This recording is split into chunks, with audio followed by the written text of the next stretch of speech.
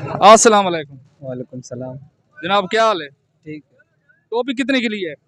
ये तो दूसरी बाइक की। अच्छा दूसरे वैसे ठीक बताया, कम से कम ना नेचुरल बात हो की है कि दूसरे भाई की आपने नहीं है। वैसे गंजे लोग टोपी क्यों ज्यादा रखते हैं? जी। गंजे जो अफराद होते हैं वो अक्सर टोपी रखते हैं, क्यों रखते हैं? मैं तो गंजा नहीं हूँ। अच्छा ठीक है। हजरत आदम अलैहिस्सलाम की वफात किस दिन हुई? ये बड़ा मुश्किल सवाल है लेकिन नाजरीन के लिए, हजरत आदम अलैहिस्सलाम की वफात किस दिन हुई? जी।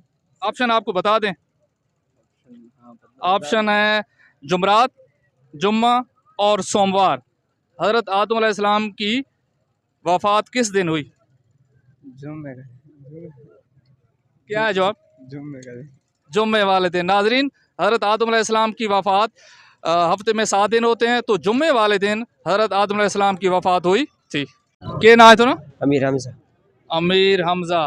इंसानी जिस्म का वो कौन सा हिस्सा है जो झूठ बोलने पर गर्म हो जाता है? दिल। दिल गर्म हो जाता है?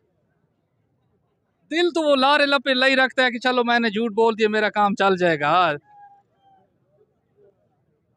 इसमें क्या? नहीं आता? अच्छा और क्या